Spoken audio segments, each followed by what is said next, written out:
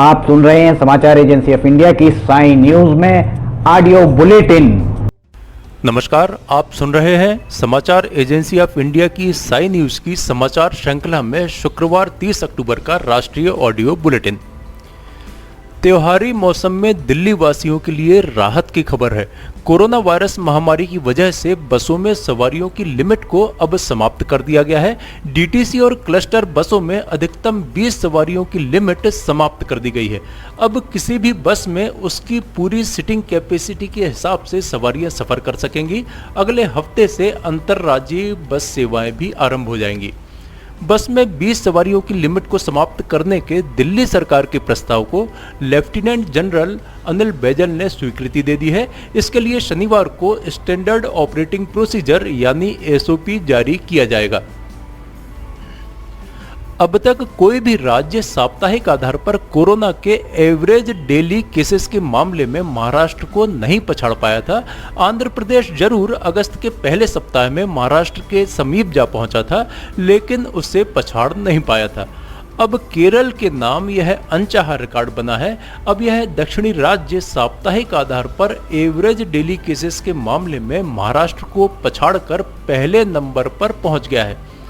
साप्ताहिक आधार पर कोरोना मामलों के डेली औसत के मामले में महाराष्ट्र पहली बार दूसरे नंबर पर पहुंचा है। सूबे में साप्ताहिक आधार पर कोरोना के एवरेज डेली केस सितंबर में अपने पीक से लगभग 2/3 घट चुके हैं।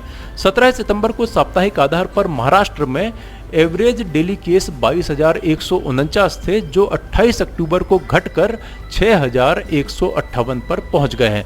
साप्ताहिक आधार पर केरल में 15 अक्टूबर को एवरेज डेली केस 8,440 से 28 अक्टूबर को यह आंकड़ा थोड़ा सा घटकर 7,089 हो गया। इसके बावजूद यह महाराष्ट्र की तुलना में लगभग 1,000 ज्यादा है।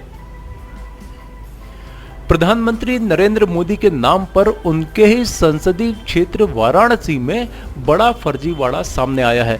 भेलुपुर थाना क्षेत्र के दुर्गाकुंड के रहने वाले अजय पांडे ने फर्जी दस्तावेजों के आधार पर प्रधानमंत्री के नाम फर्जी ट्रस्ट का रजिस्ट्रेशन करा लिया और फिर न जाने कितने लोगों के साथ इस नाम पर ठगी की।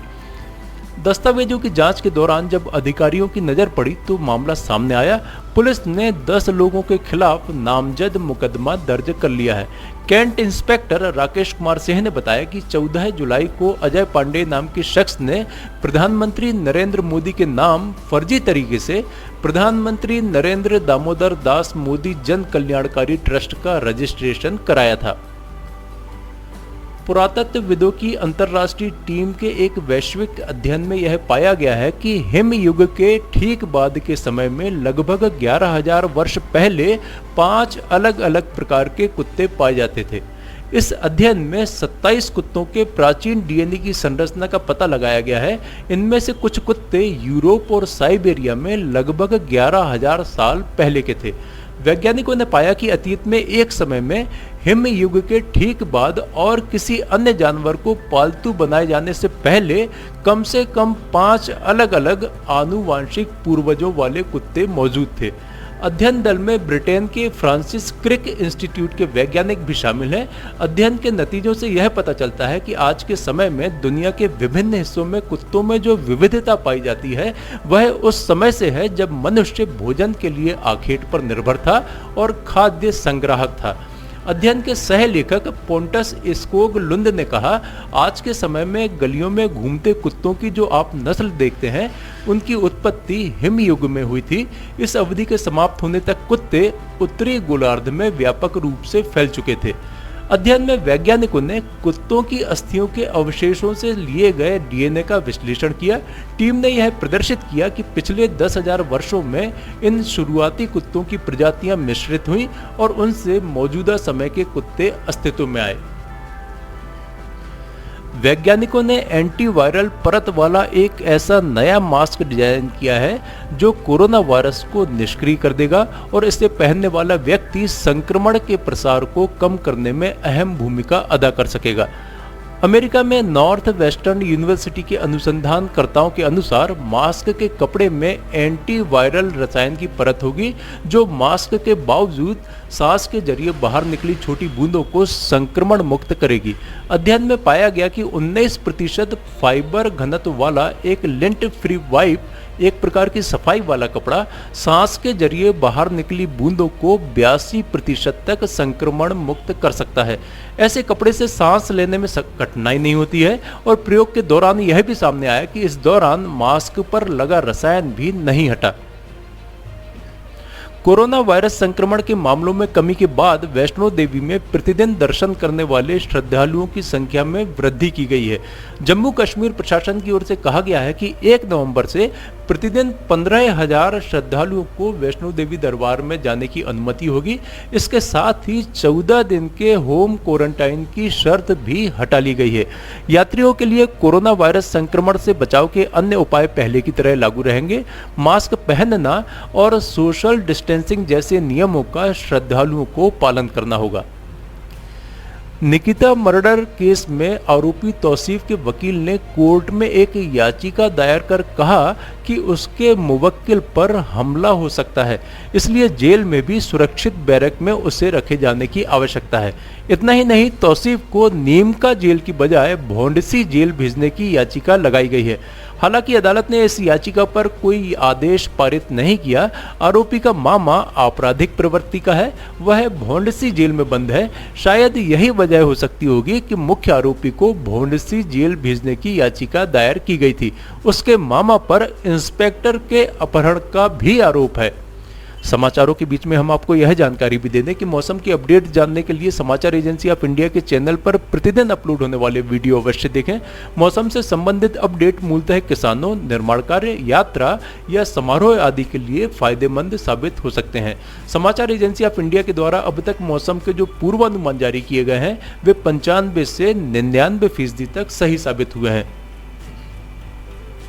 इंटरपोल ने चेतावनी दी है कि साइबर अपराध महामारी के दौरान पहले से बढ़ गया है, आगे और भी ज्यादा बढ़ने की उम्मीद है। इंटरपोल ने दुनिया भर से मिली शिकायतों के आधार पर पिछले दिनों विभिन्न देशों की सुरक्षा एजेंसियों को आगाह किया है कि वे इससे निपटने के लिए उपायों पर गौर करें।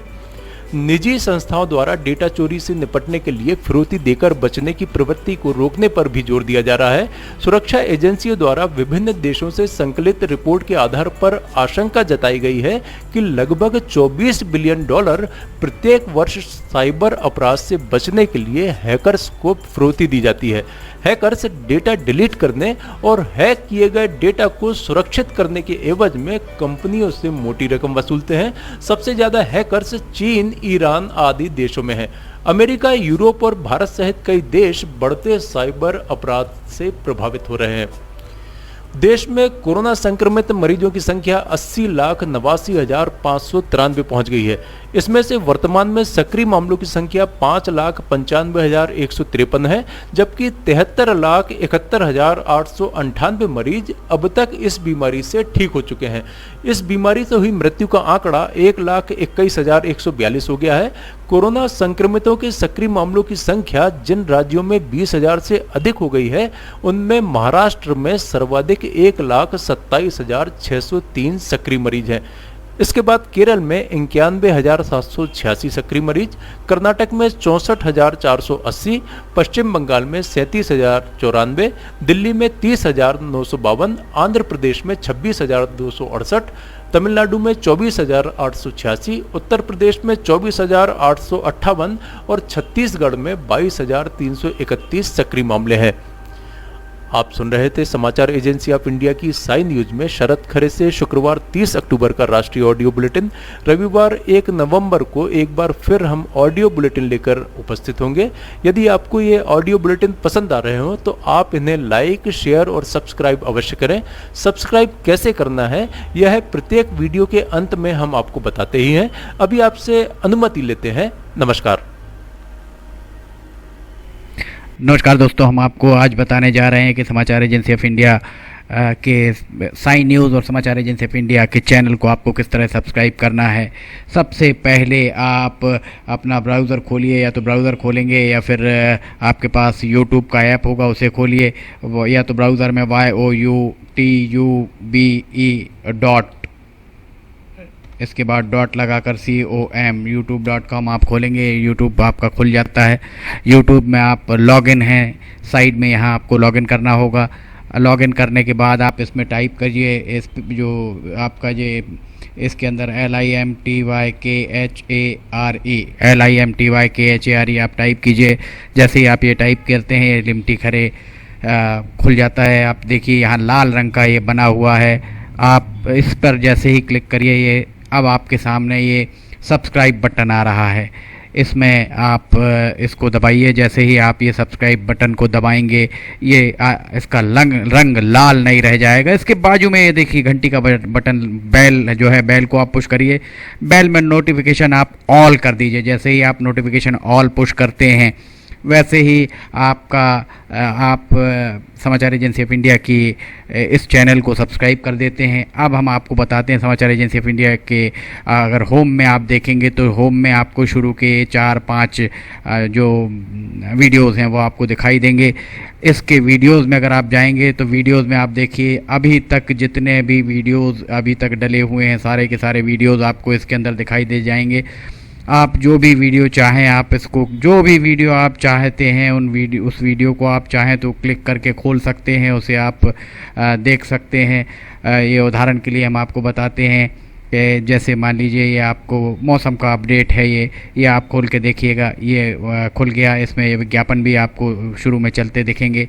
इसके बाद आप बैक करके वापस जा सकते हैं। प्लेलिस्ट में अगर आप जाएंगे तो प्लेलिस्ट में आपको बहुत सारी चीज़ें हैं, बुंदेली लोकगीत, हास्य, Sai news, cartoons, weather update, audio bulletin, Limty की लालटेन एक विशेष प्रोग्राम इसमें होता है, वीडियो न्यूज़, रिलीजियस फार्मूलाज जो भी बच्चों के उपयोग के लिए, स्पेशल रिपोर्ट, कविताएं, citizen reporting, architecture, daily news, appeal अगर किसी के द्वारा अपील की जा रही है तो वो वॉइस न्यूज़, मीडिया मीमांसा, हिंद गजट की सुर्खियां और अदर्स में बहुत सारी चीज़ें आपको मिल जाएंगी। इसके बाद कम्युनिटी में अगर आप जाते हैं, इसकी कम्युनिटी में जाएंगे तो आपको अब तक कितने भी वीडियोस जितने भी डले हुए हैं वो सारे के सारे आपको मिल जाएंगे।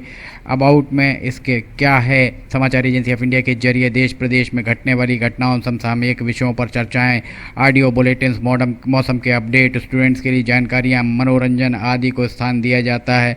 समाचार भेजने के लिए ईमेल LIMTYKHARE@gmail.com और व्हाट्सअप नंबर 9425011234 9584647438 पर वीडियो भेज सकते हैं। आप वापस होम में आप आ जाइए। आप देखिए सब्सक्राइब, आप इस तरह आप इसको सब्सक्राइब कर सकते हैं।